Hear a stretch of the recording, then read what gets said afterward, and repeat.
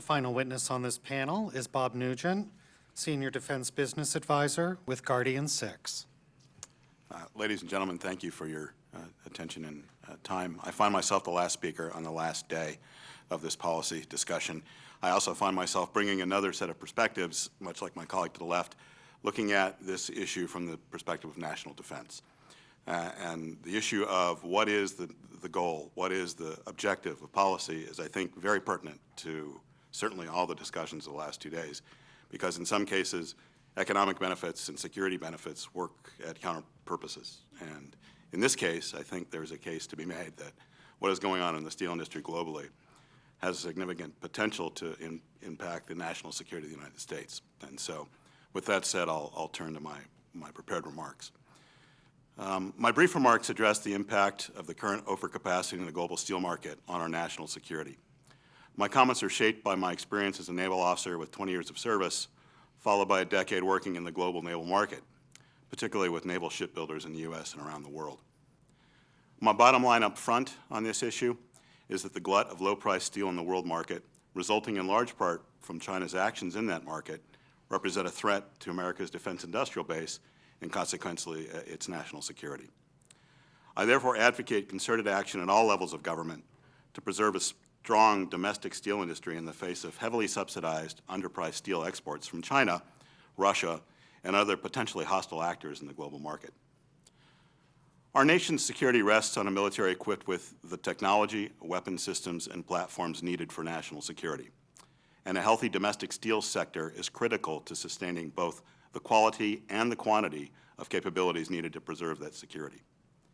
For well over 100 years, steel has been a material critical to our national security.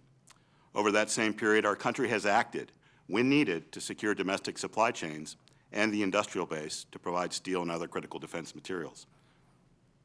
While we are not the mobilizing nation in arms that we were in World War II, and the military art has changed substantially in the decades since, steel is still a commodity of major military significance. As a navalist, I note that steel is fundamental to preserving American sea power.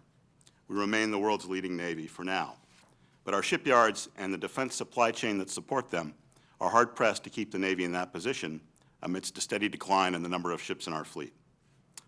So I strongly endorse Representative Visklowski's recent remarks before the Aircraft Carrier Industrial Base Council, namely that a strong industrial base leads to strong defense. We need a strong industrial base that can operate our shipyards, build our nuclear engines, create unsurpassable weapons systems, and manufacture our steel. China's largely state-owned steel industry is using predatory trade practices in violation of our fair trade laws, and in doing so, as you've heard over the last 2 days, weakening our domestic steel industry. China's top steel producers, largely controlled by a regime in Beijing, not driven only by economic considerations, are flooding international markets with subsidized low-priced steel.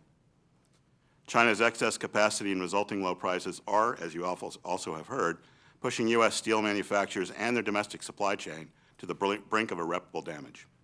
Plant closures, layoffs, and the loss of key technology and manufacturing know-how are happening now. More is sure to follow without action.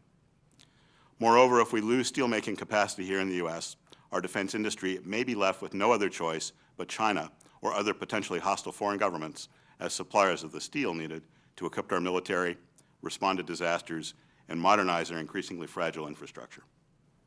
While low prices for steel can reduce defense acquisition costs, all other things being equal, there is more to this issue than lowest cost is best. The dangers of our growing dependency on imported strategic materials are well known. As a 2013 RAND study commissioned by the National Intelligence Council observed, we find that one country, China, is in a unique position in that it is the only country that produces more than 50% of the global production of more than one material critical to U.S. manufacturing. The study continues, in this situation, U.S. manufacturers are vulnerable to export restrictions that limit their access to these materials. As the backbone of our defense industrial base, a foundation of our military readiness, steel is used in a broad range of military applications, from aircraft carriers to nuclear submarines to tanks and armored vehicles. Virtually every military platform is dependent on some degree on steel and related specialty metals. A few details from the naval industrial base I'm most familiar with. It takes 50 to 70,000 tons of steel plate to build an aircraft carrier. Our strategic submarines require about 10,000 tons of steel each, while a Virginia-class attack submarine uses almost 5,000 tons.